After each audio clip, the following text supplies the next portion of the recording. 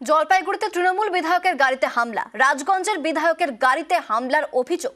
বিধায়ক খগেশ্বর রায়ের গাড়ি লক্ষ্য করে পাথর।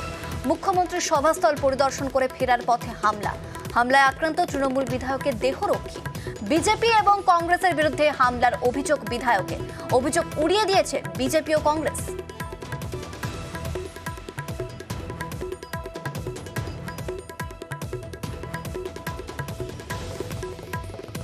7:20 সময় তখন গাড্ডা কুন্ডু বাগানে হুট করে আমার গাড়ির উপরে অ্যাটাক, আমাকে বোধহয় অ্যাটাক করার চেষ্টা করছিল।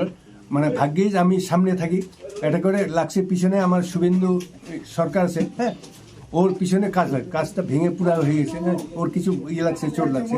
আমার যেটা মনে হয় বিজেপি এবং কংগ্রেস মিলিতভাবে যৌথভাবে তার একটা চক্রান্ত সৃষ্টি করছে। আমি ভাবলাম এমন ঢিলমানের মধ্যে কি না গুলি দিল। আমি আতঙ্কিত জীবনে হয়নি।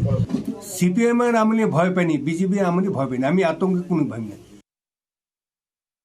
বিজেপি এরকম ঘটনাকে কোনোদিনও সমর্থন করে না, বিজেপি এই রাজনীতি করে না। এই ঘটনা ঘটেছে তাদের গোষ্ঠী কোন্দলের প্রকাশ। এটা এর আগেও আমরা দেখেছি, দুই গোষ্ঠীর মধ্যে তুতু ম্যামে অনেক হয়েছে, অনেক মারামারিও হয়েছে, অনেক সভাও ভণ্ডুল হয়েছে।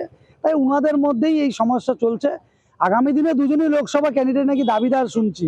নিজেরা টিকিটের জন্য হয়তো কে কত বড় নেতা নাটক করেছেন, অথবা তাদের এক গোষ্ঠী তার উপরে আক্রমণ করেছে। বিজেপি এরকম নোংরা রাজনীতির উপরে বিশ্বাস করে না এবং সমর্থনও করে না।